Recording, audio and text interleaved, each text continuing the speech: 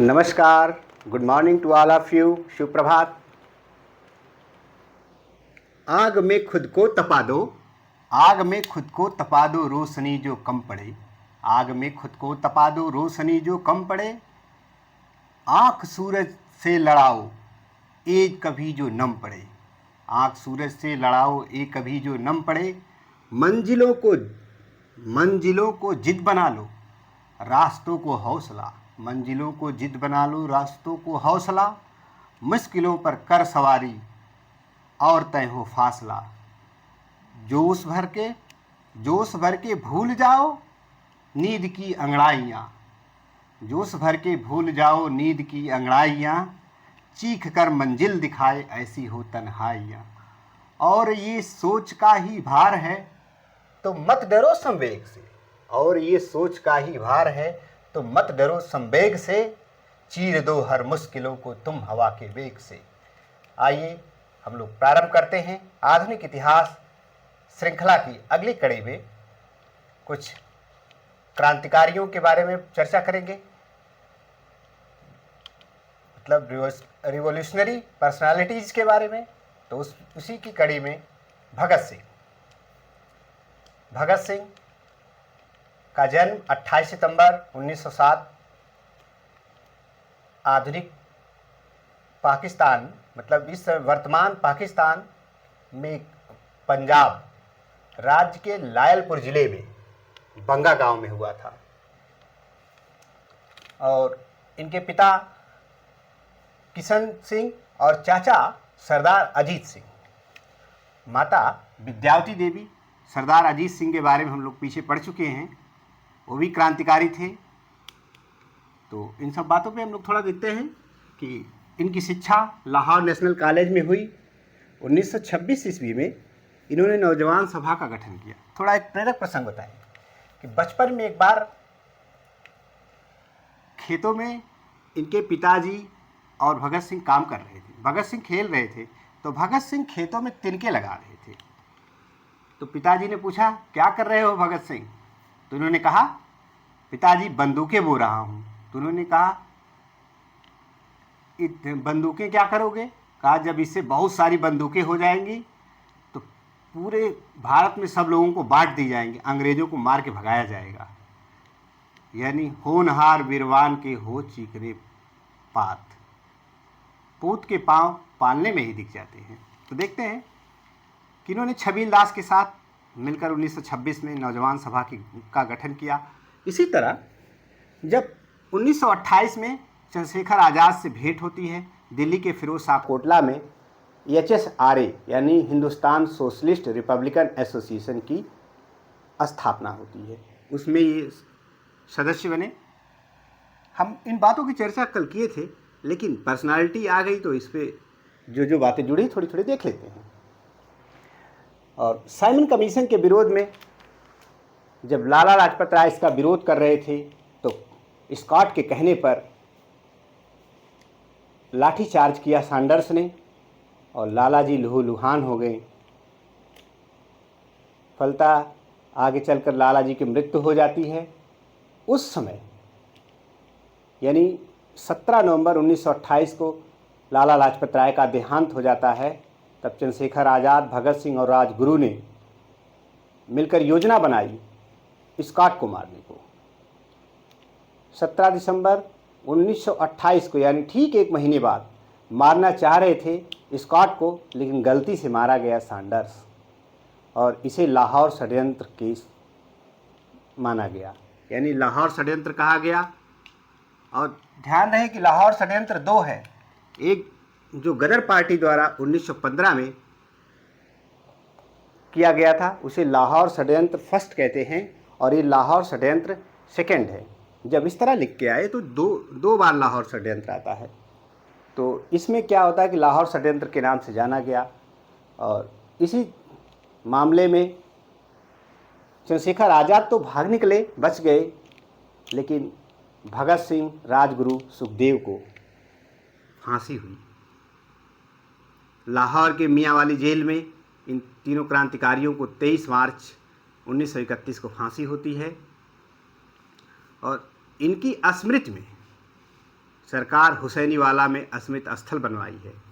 तो ये है लाहौर षड्यंत्र केस कहा गया। इन बातों को आप नोट कर लें, फिर हम आगे बढ़ते हैं।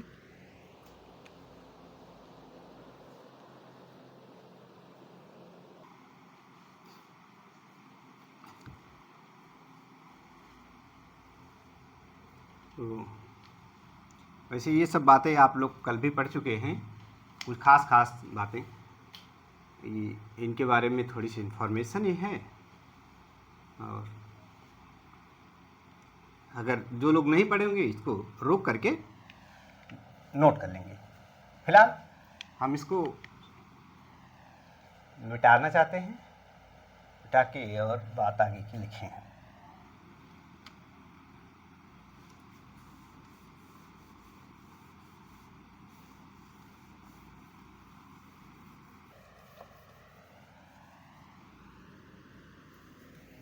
में कुछ नया नहीं है, तो पुरानी बातें हैं, तो इसलिए उसको मिटाना चाहते हैं।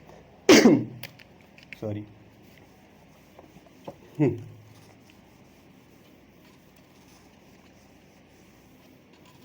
फांसी जो हुई इन लोगों को कहाँ हुई थी? 23 मार्च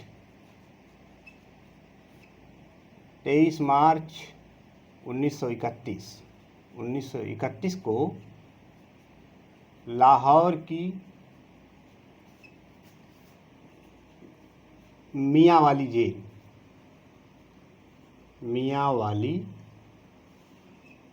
जेल में फांसी।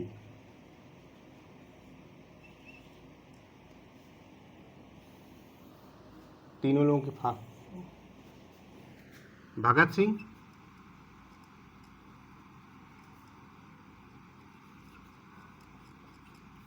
सिंह की फांसी हुई।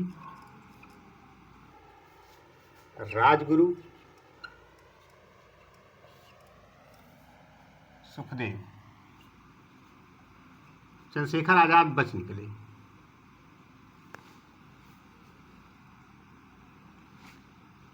तो अब इनकी जब फांसी हुई तो इन्होंने कहा था, अपने भाई से कहा था कि मेरी मृत्यु के बाद मेरी लाश को लेने आप आना, माताजी को मत आने देना, क्योंकि माँ आएगी तो रो देगी, तो लोग कहेंगे वो देखिए इस तरह से। एक कहने का मतलब एक मैसेज देना चाहते थे भगत सिंह कि जानबूझकर इन्होंने अपनी गिरफ्तारी भी दी थी। तो इस तरह से अब क्या करते हैं कि अंग्रेज़ ला करके फिरोजपुर में एक नदी के पास इनके लाश को जलाते हैं और टुकड़े टुकड़े करके, और तब तक तेल वेल छिड़क के जल्दी जल्दी जलाना चाहते हैं। और तब तक गांव वालों ने देख लिया, कुछ गांव वाले वहां पहुंच गए। जल्दी बल्दी में अंग्रेज पुलिस और सारे लोग इनके लाश को उठा के फेंक दिया, टुकड़ों को नदी में। फिर गांव वालों ने इकट्ठा करके टुकड़ों को विधिवत संस्कार किया।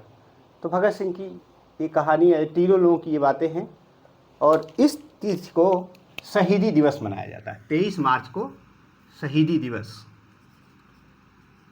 ध्यान रखना, एक शहीद दिवस होता है और ये शहीदी दिवस है। और जो शहीद दिवस होता है महात्मा गांधी की पुण्यतिथि पर मनाया जाता है।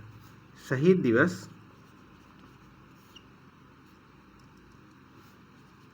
30 जनवरी को महात्मा गांधी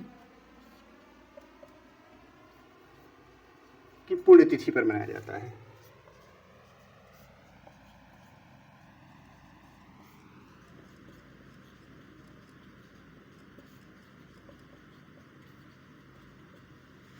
तो शहीद दिवस 30 जनवरी को और शहीदी दिवस 23 मार्च को, ये बात आप याद रखेंगे। ठीक, अब क्या होता है कि इन लोगों की याद में, इन क्रांतिकारी वीरों की शहादत को याद करने के लिए उनकी स्मृति स्थल बनवाया सरकार ने हुसैनी वाला में सरकार ने इनकी शहादत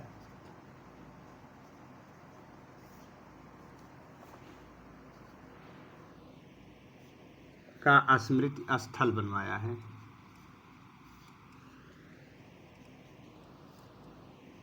स्मृति स्थल बनवाया है।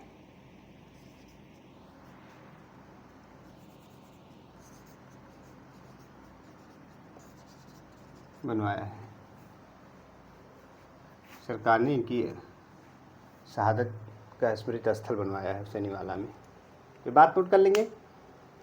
और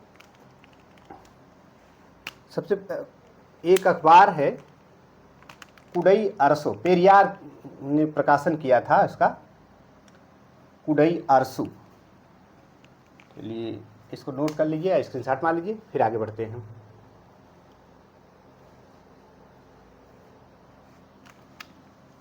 तो हो गया होगा।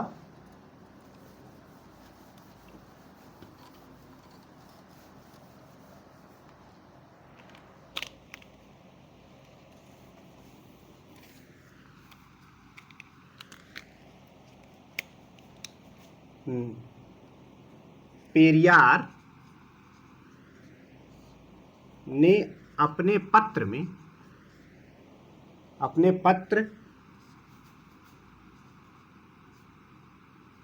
कुडई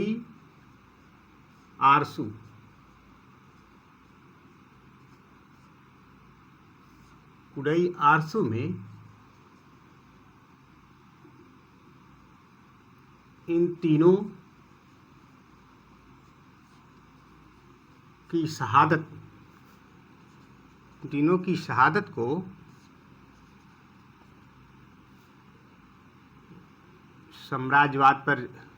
ब्रिटिश साम्राज्य पर लिख दें, ब्रिटिश साम्राज्य पर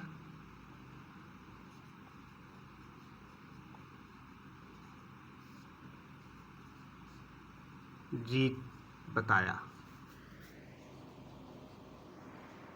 यानी कहा ये साम्राज्यवाद पर जीत है।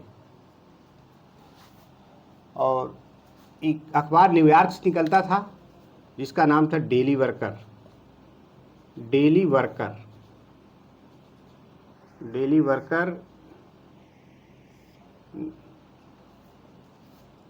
ये निकलता था न्यूयॉर्क से प्रकाशित।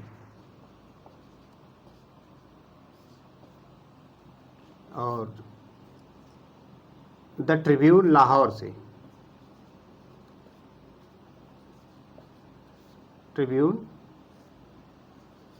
से प्रकाशित।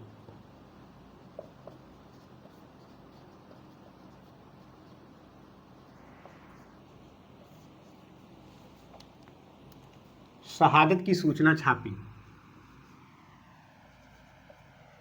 शहादत की सूचना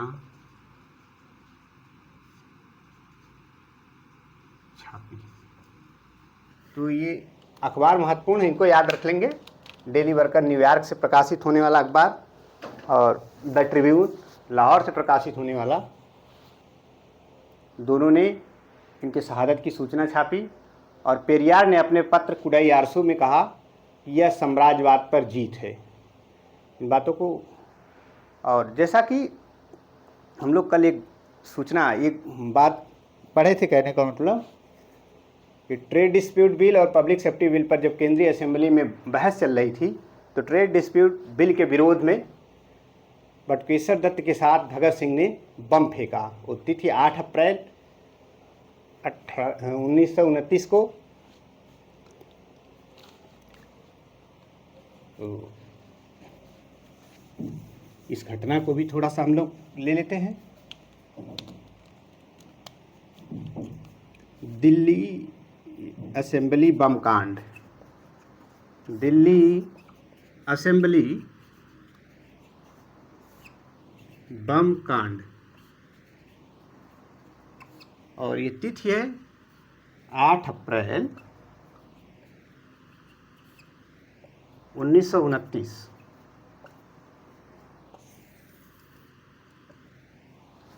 और इस दिन ट्रेड डिस्प्यूट बिल के विरोध में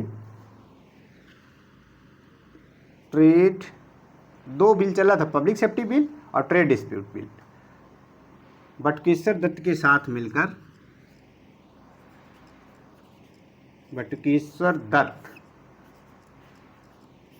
तथा भगत सिंह ने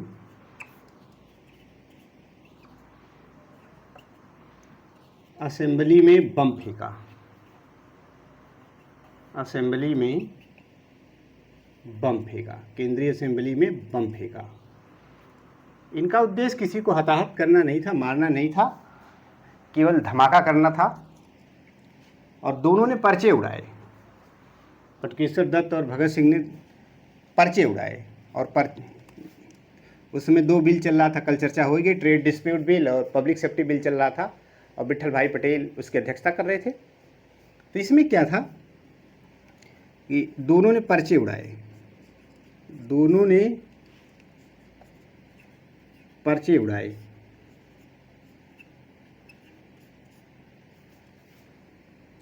उस पर लिखा था, पर्चे पर लिखा था, उस पर लिखा था क्या लिखा था कि बहरों को सुनाने के लिए धमाकों की आवश्यकता है। बहरों को सुनाने के लिए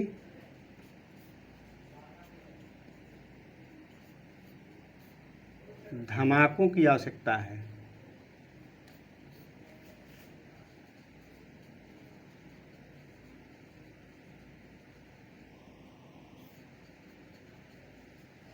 भगत सिंह ने जानबूझकर अपनी गिरफ्तारी दी और इनकलाब जिंदाबाद का नारा दिया। तो ऊपर से मिटा रहे हैं, इन चीज़ को याद रखेंगे। एक तो कुडई आरसू पेरियार द्वारा निकाला गया पत्र था, और उन्होंने इन तीनों की शहादत को साम्राज्यवाद पर विजय बताया। और डेली वर्कर न्यूयॉर्क से प्रकाशित होने वाला अखबार द ट्रिब्यून लाहौर से प्रकाशित होने वाले अखबार, दोनों अखबारों ने शहादत की सूचना छापी। सूचना बहुत तेज़ी से फैल गई। तो इसको भी याद रखेंगे, इसको भी।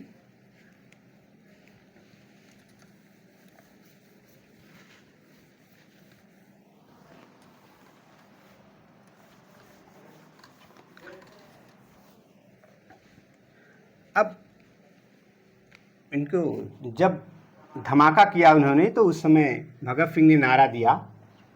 भगत सिंह ने पहली बार नारा दिया, ये पहली बार की बात है, इनकलाब जिंदाबाद पहली बार बोला गया, नारा दिया, इनकलाब जिंदाबाद, इनकलाब जिंदाबाद। पहली बार ये नारा दिया भगत सिंह ने, और अपनी गिरफ्तारी दिए। तो ये सब बातें हम लोग कल पढ़ चुके थे, और आगे हम लोग चर्चा करेंगे चंद्रशेखर आज़ाद की। चंद्रशेखर आज़ाद जब लाहौर षड्यंत्र मतलब केस हुआ, कहने का मतलब जब सैंडर्स की हत्या हुई तो उस समय बच निकले और बचकर चले आए प्रयागराज। आज जो प्रयागराज इलाहाबाद चले आए, पहले स्वराज भवन पहुंचते हैं, जो आज स्वराज भवन आज है, उसमें आनंद भवन पहुंचते हैं, नेहरू जी से मिलते हैं कि इन्हें बचा लीजिए। तो कोई प्रतिक्रिया ना मिलने पर चंद्रशेखर आज़ाद वहाँ से चले गए। और अल्फ्रेड पार्क उस समय था, जो कि वर्तमान में कंपनी गार्डन और आज़ाद पार्क नाम रख दिया गया। कंपनी गार्डन अब लोग बोलते हैं, आज़ाद पार्क बना है। उसमें मिस्टर नॉट बाबर से संघर्ष करते हुए स्वयं को गोली मार दी, क्योंकि चंद्रशेखर आज़ाद ने प्रतिज्ञा की थी कि मैं अपने जीते जी अंग्रेज़ों को कभी भी नहीं छूने दूंगा। तो इसको आप नोट कर सकते हैं।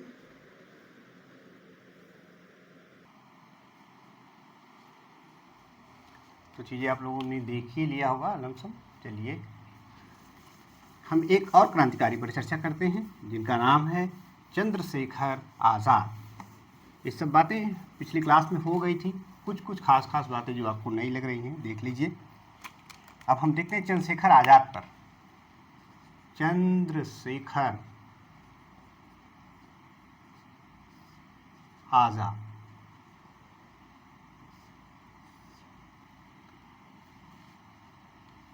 इनका जन्म ये 23 जुलाई 1906। इन भगत सिंह से लगभग 1 साल बड़े थे। और 27 फरवरी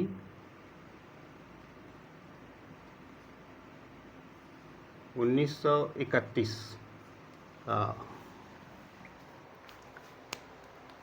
चंद्रशेखर आज़ाद 23 जुलाई 1906 को मध्य प्रदेश के भावरा गांव में इनका जन्म होता है। इनके पिता सीताराम तिवारी और माता जगरानी देवी थीं।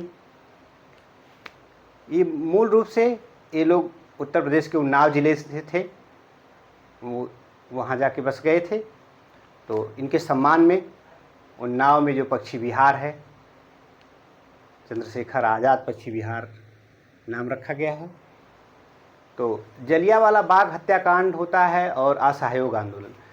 तो 13 अप्रैल 1919 को जलियांवाला बाग हत्याकांड और 1 अगस्त 1920 को जब असहयोग आंदोलन शुरू होता है, तो इन सब घटनाओं से इनके अंदर क्रांति की ज्वाला फूट पड़ी। उस समय ये काशी में अध्ययन कर रहे थे, संस्कृत विद्यालय में अध्ययनरत थे।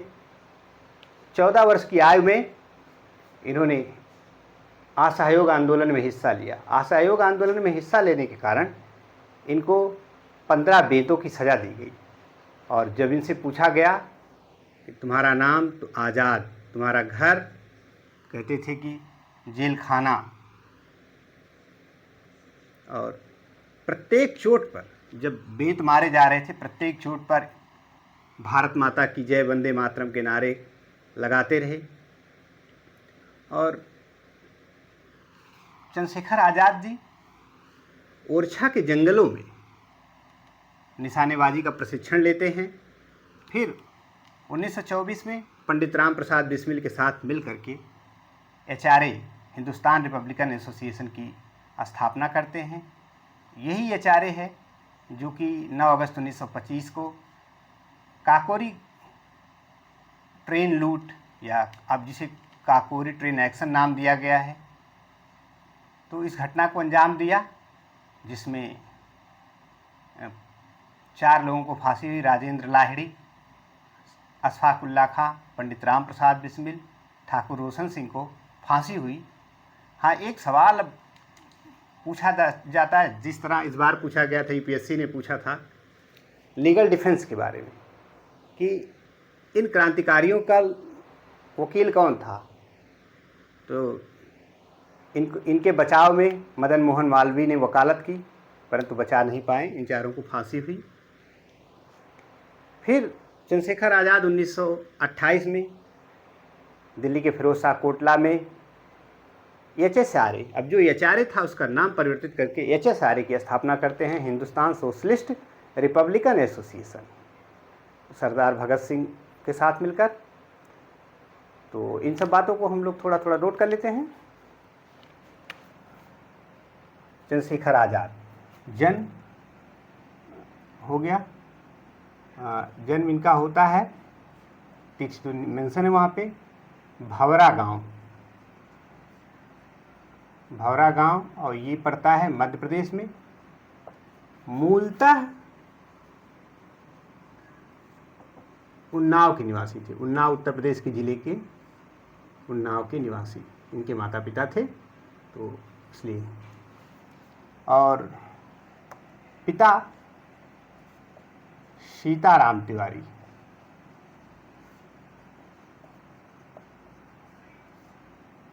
माता ही लिख दे रहे हैं, माता जगरानी देवी।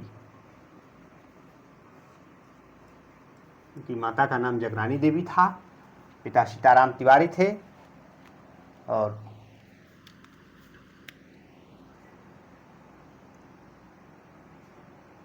असहयोग आंदोलन में या थोड़ी सी बात को बढ़ा के लिखते हैं।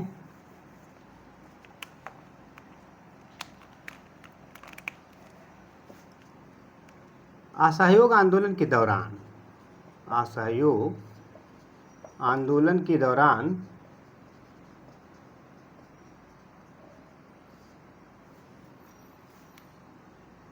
आंदोलन 1 अगस्त 1920 को स्टार्ट होता है। दौरान चंद्रशेखर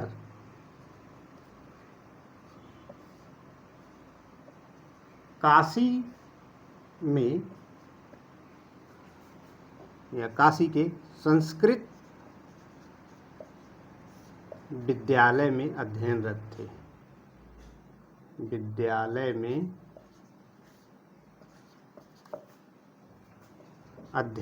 थे।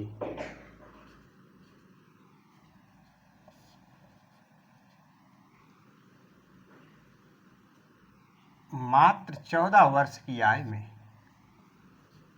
14 वर्ष की आयु में जब मात्र 14 वर्ष की आयु में पढ़ाई छोड़कर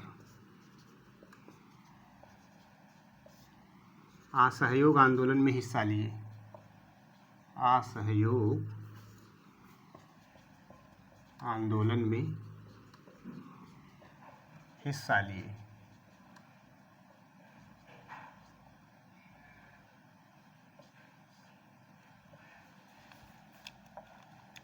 जब असहयोग आंदोलन में हिस्सा लिया, असहयोग आंदोलन में हिस्सा लेने के कारण असहयोग आंदोलन में हिस्सा लेने के कारण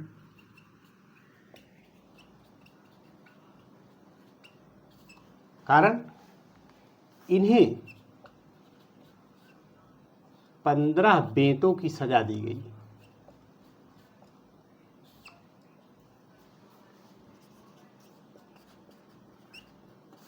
गई। प्रत्येक चोट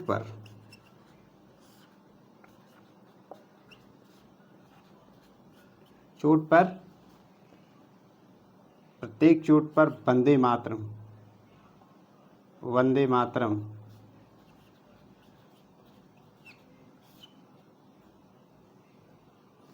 भारत माता की जय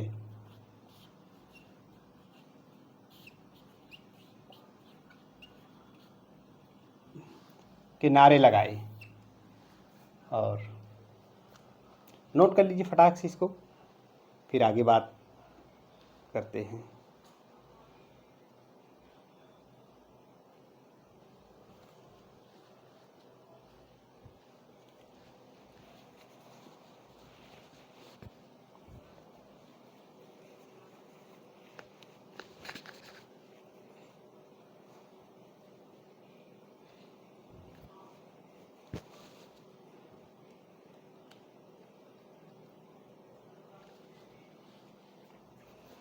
चीज़ें रिपीट हो रही हैं, इसलिए अब बहुत ज़्यादा दिक्कत नहीं है। आपको कुछ चीज़ें पहले से ही तैयार होंगी, ऊपर से मिटा रहे हैं।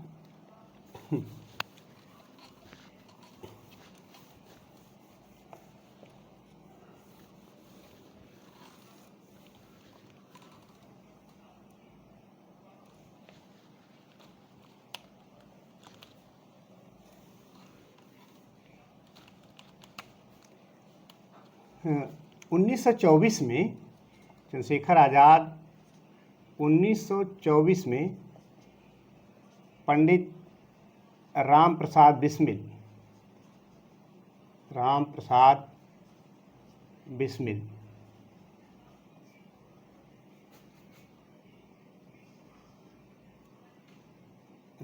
सचिंद्रनाथ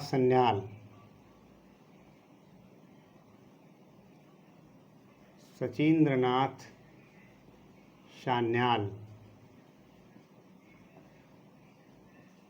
के साथ मिलकर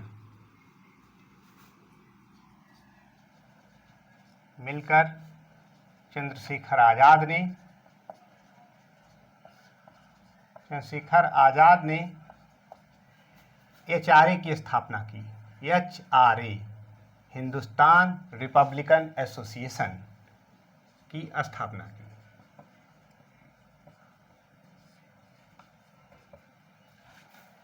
तो क्या होता है, जब इन्होंने HRA की स्थापना की 1924 में, अब HRA के सदस्यों ने क्या किया कि 9 अगस्त 1925 काकोरी कांड,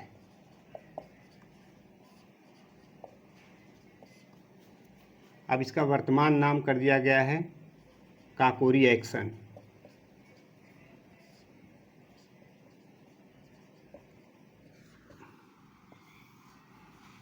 HRA के सदस्यों ने क्या किया कि 8 डाउन ट्रेनों को HRA के सदस्यों ने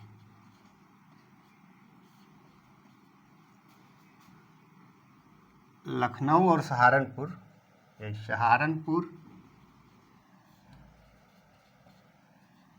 तथा लखनऊ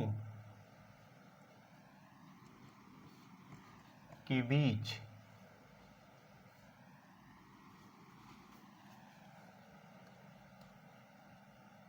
काकोरी नामक स्थल पर काकोरी में 8 डाउन ट्रेनों को लूटा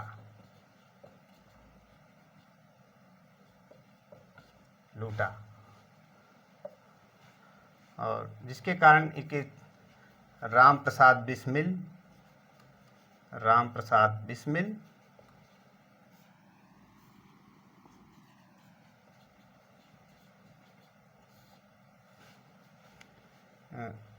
रोशन सिंह,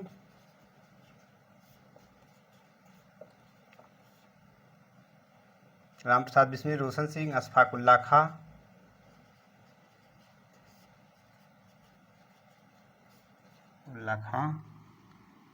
और राजेंद्र लाहिड़ी, इनकी चर्चा हम कल कर चुके हैं, फिर भी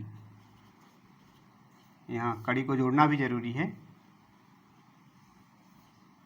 को फांसी हुई।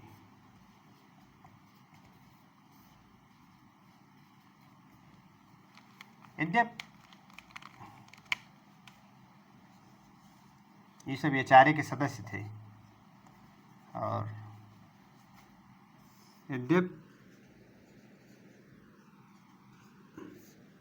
इनके बचाव के लिए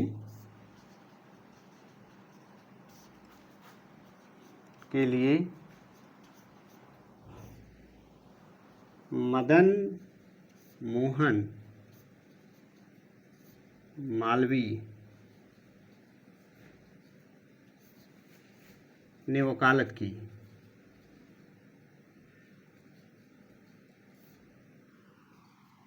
लेकिन बचा नहीं पाए। तो अभी IAS में पूछा गया था लीगल डिफेंस की बात, चौरी चौरा कांड में लीगल डिफेंस किसने किया था? क्रांतिकारियों की तरफ से। तो इसी तरह से काकोरी कांड में मदन मोहन मालवीय ने लीगल डिफेंस दिया था, यानी वकालत की थी इनको बचाने के लिए, बचा नहीं पाए। चंद्रशेखर आज़ाद बच निकले, ये लिख दे रहे हैं, चंद्रशेखर बच निकले।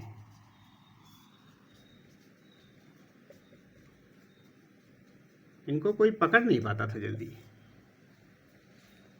और ना ही आजीवन पकड़ने दिया किसी को।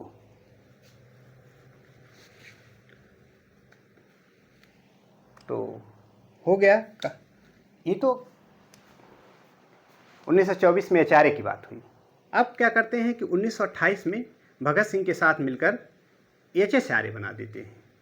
उसको भी यहाँ नोट कर लें, आप इसको 5 करके नोट कर लेंगे। जो लोग नहीं नोट किए, बाकी जो नोट किए उनको कोई दिक्कत नहीं। आपको नया तथ्य यहाँ मिला होगा, मदन मोहन मालवीय ने लीगल डिफेंस किया था। तो चलिए,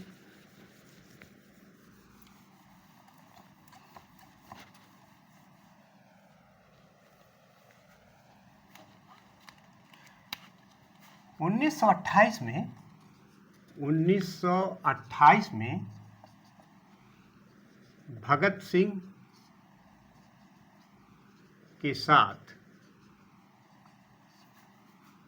फिरोज शाह कोटला में, दिल्ली में पड़ता है फिरोज शाह कोटला, फिरोज शाह कोटला में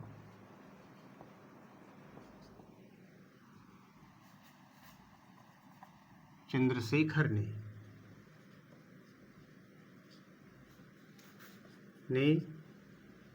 HSRA इसकी चर्चा हो चुकी है पिछली क्लास में, हिंदुस्तान सोशलिस्ट रिपब्लिकन एसोसिएशन की स्थापना की। और HSRA के सदस्यों ने दो काम किया, एक तो सैंडर्स की हत्या, जैसा कि हम लोग पढ़ चुके हैं, कई बार आ गई इसका जिक्र आ गया, तो दूसरा केंद्रीय असेंबली में बम के सदस्यों ने, केंद्रीय असेंबली बम कांड।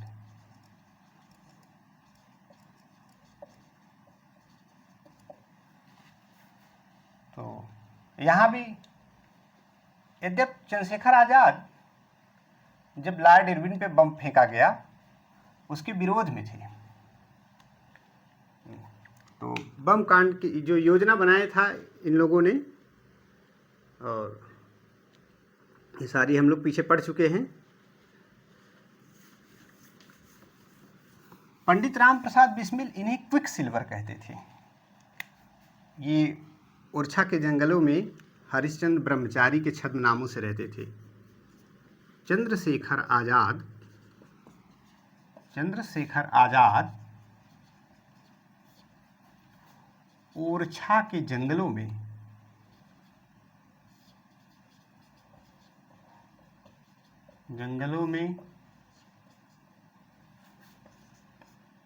पंडित हरिश्चंद्र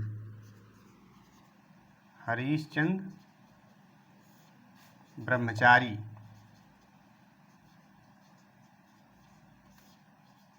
के छद्म नाम यानी डुप्लीकेट नाम छिप करके छद्म नाम से रहते थे। वही निशानेबाजी का प्रशिक्षण लिया इन्होंने। और पंडित राम प्रसाद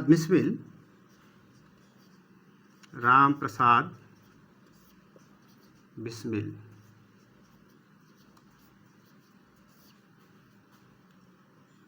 चंद्रशेखर आजाद को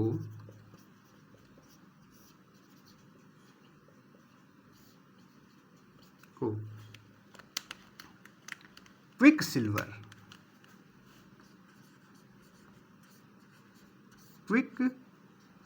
कहते थे।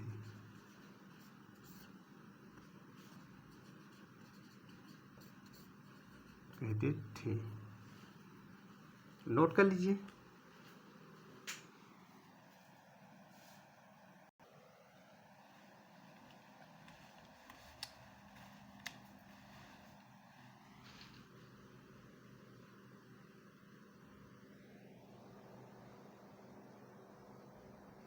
तो नोट कर लिए होंगे आप, और नहीं नोट किए होंगे तो वीडियो पॉज करके नोट बना लेंगे। अब हम आगे बढ़ते हैं।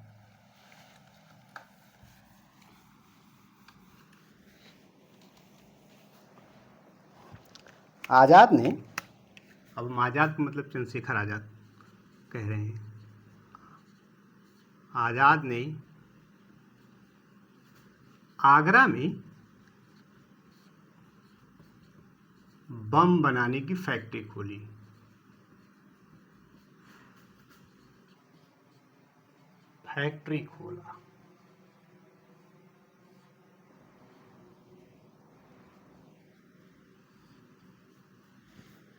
ये बात थी।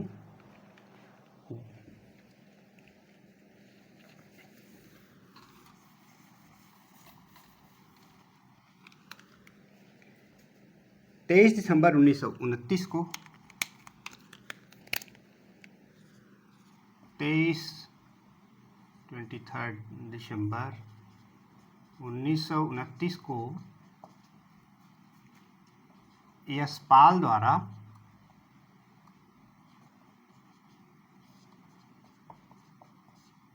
लॉर्ड इरविन पर बम फेंका गया। वायसराय था जो लॉर्ड इरविन पर बम फेंका गया, जो कि चर्चा हम कर चुके हैं। फेंका गया, लॉर्ड इरविन पर बम फेंका गया। इरविन बच गया, इरविन तो बच गया, परंतु अन्य सहयोगी मारे गए, अन्य सहयोगी मारे गए।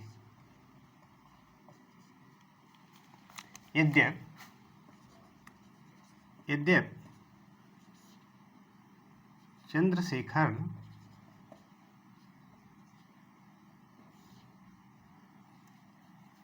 इस कार्य के लिए सहमत नहीं थे,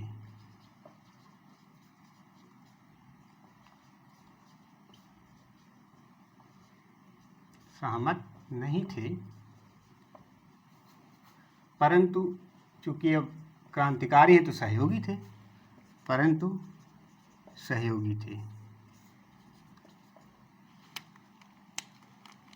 और चंद्रशेखर आज़ाद का एक वाक्य है कि हमारी लड़ाई आखिरी फैसला होने तक जारी रहेगी।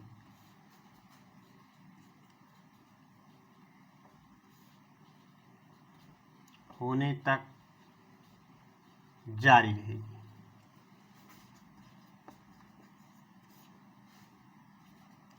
वह फैसला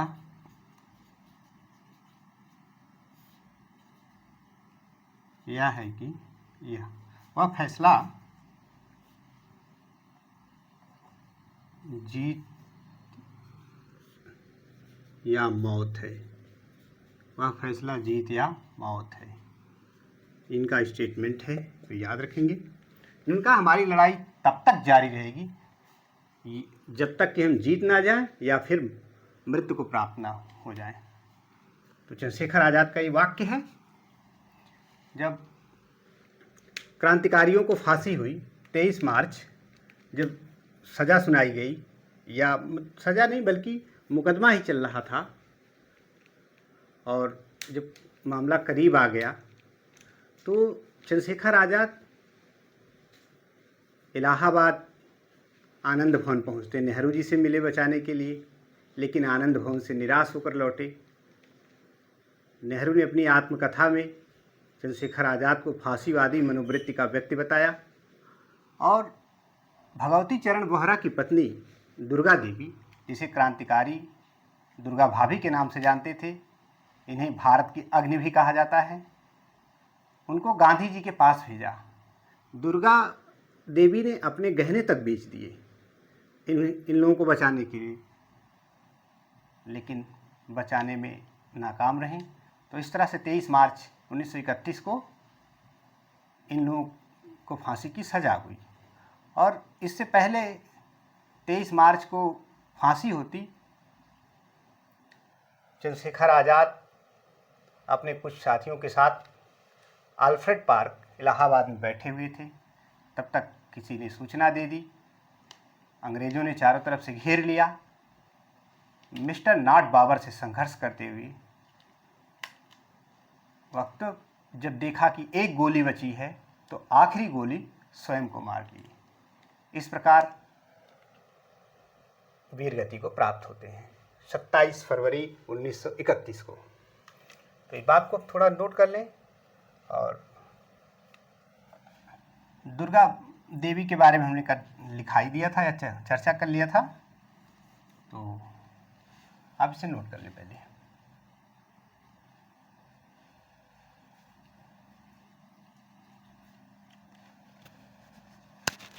गर्मी बहुत है।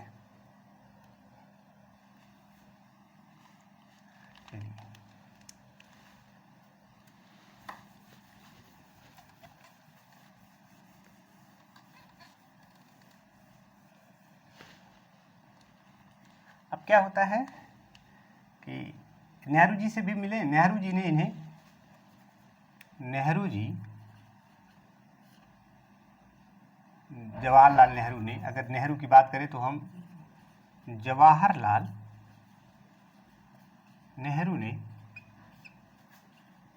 अपनी आत्मकथा में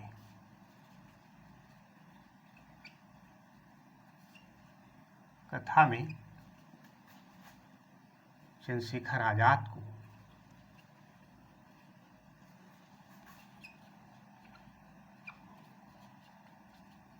फांसीवादी मनोवृत्ति का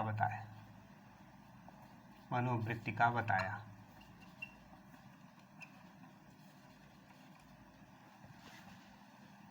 और 27 फरवरी 1931 को इलाहाबाद की अल्फ्रेड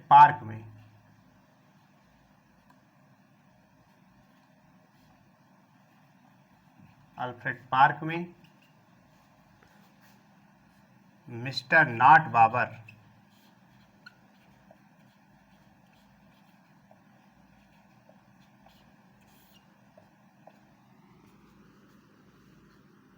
से संघर्ष करते हुए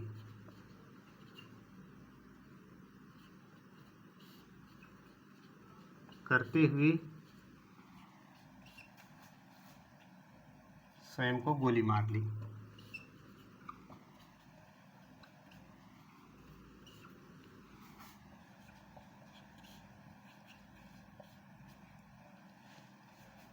तो इस तरह से चंद्रशेखर आजाद वीरगति को प्राप्त होते हैं। नोट कर लीजिए। फिर हम लोग एक चीज़ और, जो HSRA का इनका संगठन था, उस संगठन के द्वारा द रिवोल्यूशनरी नामक पर्चे बांटे गए। तो मैं यहाँ पे एक बात लिख दूँ, नोट। जब कहेगा, प्रश्न पूछेगा कि द रिवोल्यूशनरी नामक पर्चे किस संगठन से संबंधित है, तो आप कहेंगे HSRA। HSRA सदस्यों द्वारा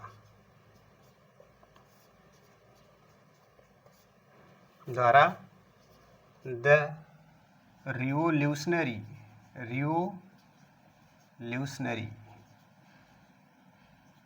मतलब क्रांतिकारी नामक पर्चे बांटे गए।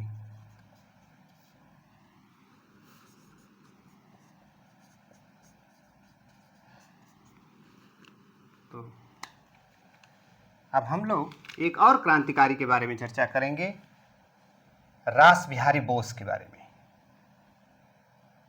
हार्डिंग बम कांड के बारे में हम लोग चर्चा करेंगे। तो इसे नोट कर लें, फिर अब आगे करते हैं।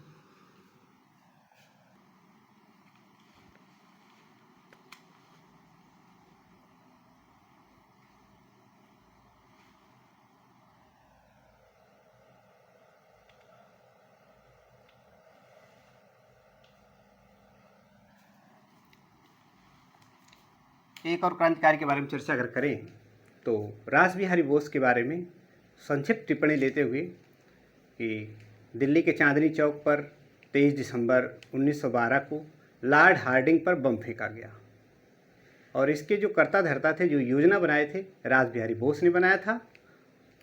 और हार्डिंग तो बच गया, परंतु ये भी बच निकले। ये हार्डिंग पर बम फेंका गया और ये दिल्ली बम कांड जिसे कहा जाता है। तो ये चले गए वहाँ से फिर जापान जाकर इंडियन इंडिपेंडेंस लीग की स्थापना करते हैं 1942 में। और वहाँ जापान पहुंचकर एक नारा देते हैं कि एशिया एशिया वालों के लिए है, अर्थात जापान भी एशिया का ही पार्ट है, कि हम लोग अंग्रेज़ों को नहीं स्वीकारेंगे, यूरोप या अन्य लोगों को नहीं स्वीकारेंगे, एशिया में केवल एशिया वाले रहें। तो ये नारा इनका है। ये 2-3 फैक्ट आपको याद रखने होंगे। चलिए मिटाते हैं और फटाफट नोट करते हैं। काम की बात सीधे सीधे।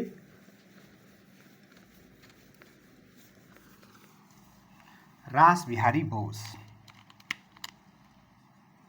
रास बिहारी बोस, तो हम इनकी जीवनी नहीं पढ़ रहे हैं। खास खास इन्होंने क्या कार्य किया जो हमारे काम की बात, एग्जाम में क्या आएगा। तो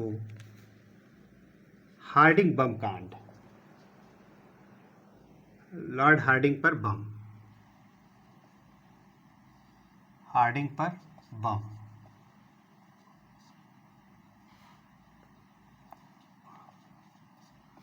या हार्डिंग बम कांड भी कहते हैं। और ये तिथि है 23 दिसंबर, 23 दिसंबर 1912, दिल्ली बम कांड जिसे कहा जाता है। और इसके जो योजनाकर्ता थे,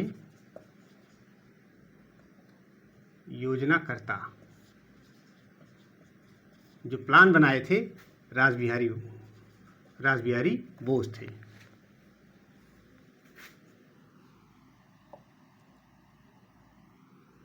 पकड़ में नहीं आए, पकड़ में नहीं आए अर्थात बच निकले, बच निकले और जापान चले गए।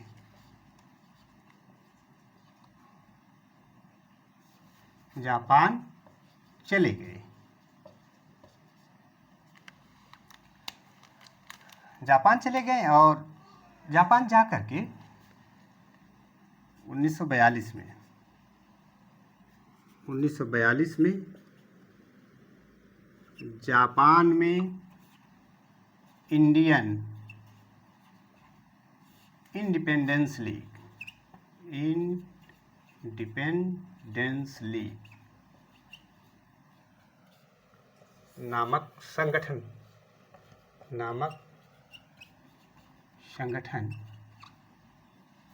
की स्थापना की।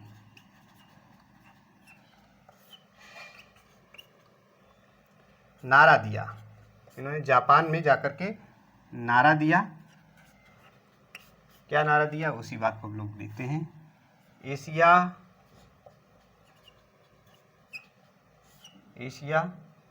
एशिया वालों के लिए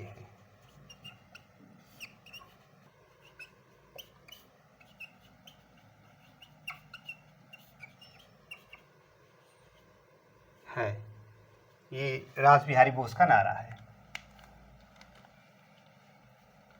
इसे नोट कर लीजिए।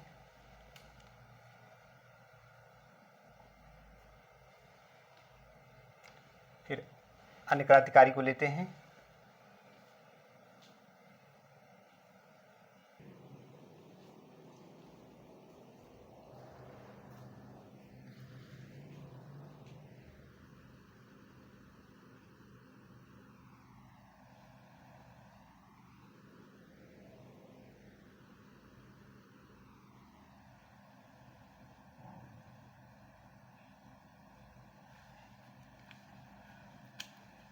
तो आप इसे नोट कर लेंगे।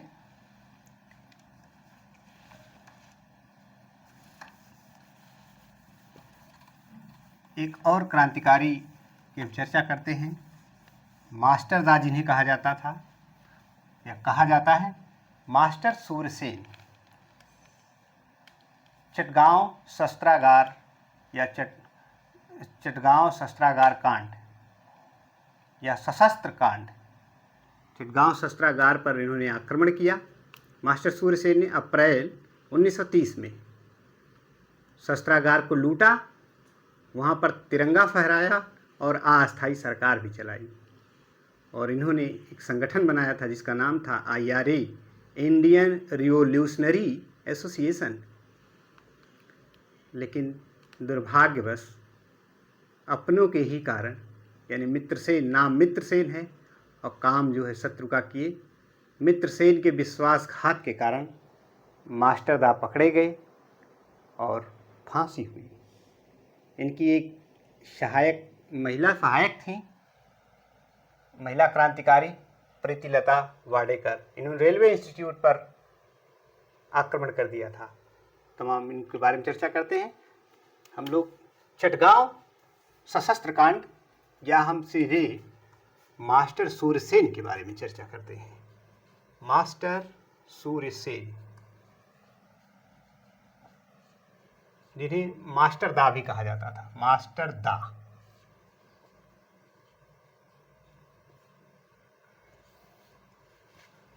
अब चटगांव सशस्त्र कांड, चटगांव या चिटगांव सशस्त्र कांड, और ये घटना है अप्रैल 1930 की। चटगांव शस्त्रागार पर आक्रमण किया,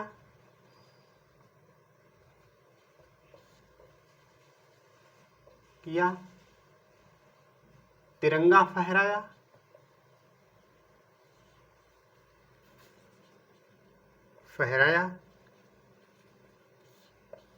और चटगांव में अस्थायी सरकार चलाई।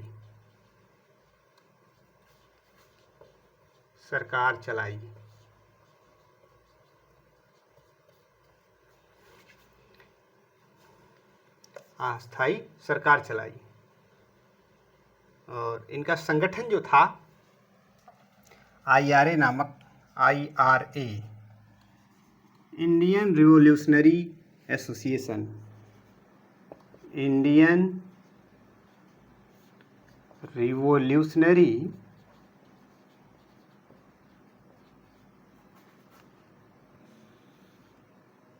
एसोसिएशन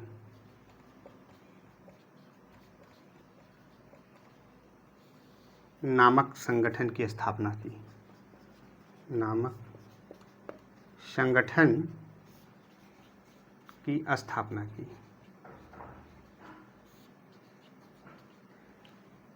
हमें तो अपनों ने लूटा, गैरों में कहाँ दम था, मेरी किश्ती वहीं डूबी, पानी जहाँ कम था।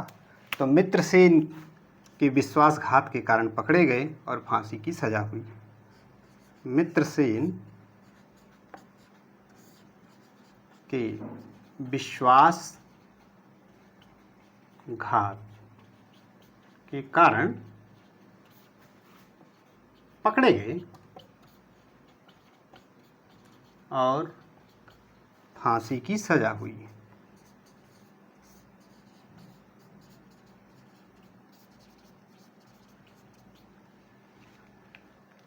नोट कर लीजिए इनको।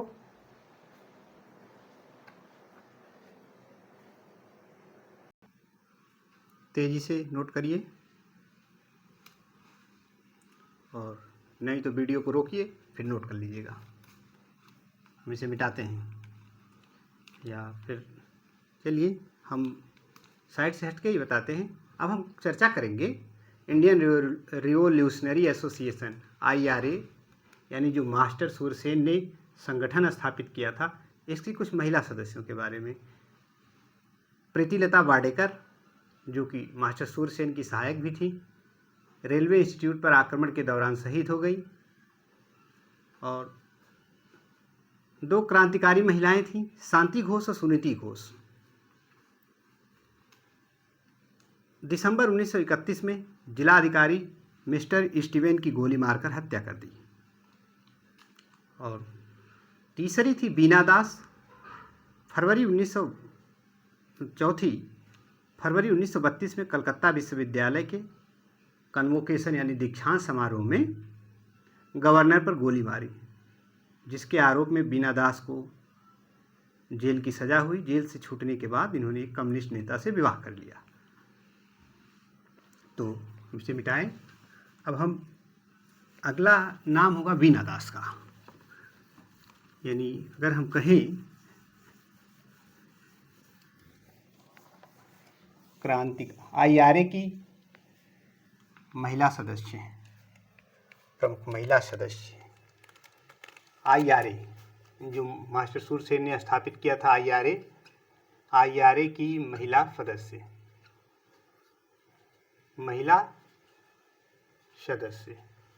कौन कौन सी, उन पे हम चर्चा करते हैं। प्रीतिलता वाडेकर, प्रीतिलता वाडेकर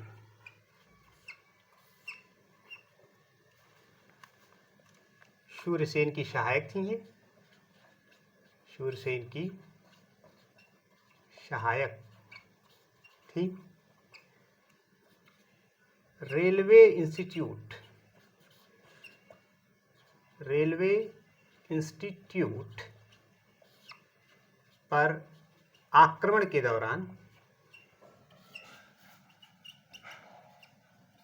दौरान शहीद हो गई थी। शहीद हो गई थी।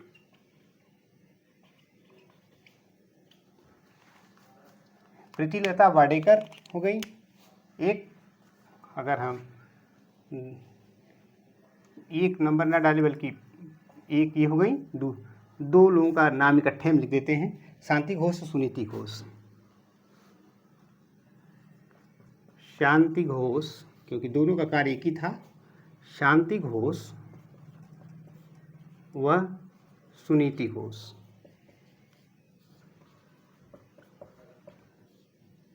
ये दिसंबर 1931 की घटना है। दिसंबर 1931 में जिलाधिकारी मिस्टर स्टीवेन, जिलाधिकारी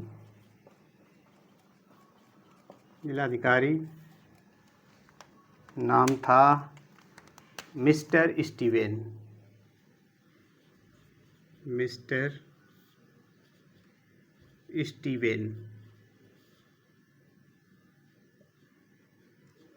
पर स्टीवेन को गोली मारकर हत्या कर दी।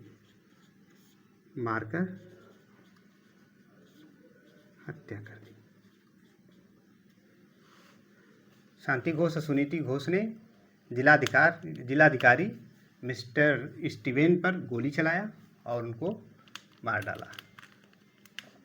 और चौथी महिला है, उनका नाम है बीना दास। ये घटना याद रखना, इनका कालानुक्रम बैठाने को आएगा। तो दिसंबर 1931 में जिलाधिकारी पर सबसे पहले इन लोगों ने गोली चलाया। और बीना दास ने 19 फरवरी 1932 में, बीना दास फरवरी 1932 में ये कलकत्ता विश्वविद्यालय के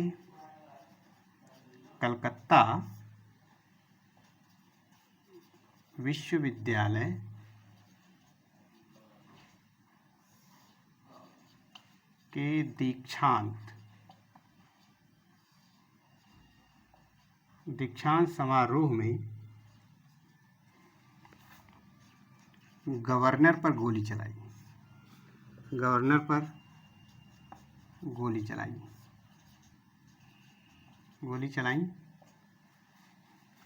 जेल की सजा हुई, बच गया था गवर्नर, सजा हुई। और शांति घोष, सुनीति घोष ने तो काम तमाम कर दिया था स्टीवेन का। सजा हुई। बाद में जेल से छूटने, या यूँ कहें जेल से छूटने के बाद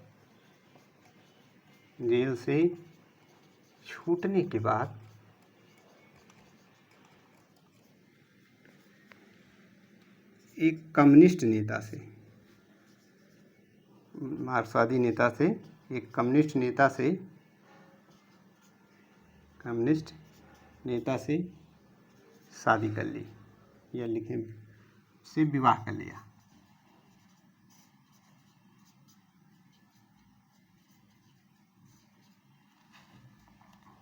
तो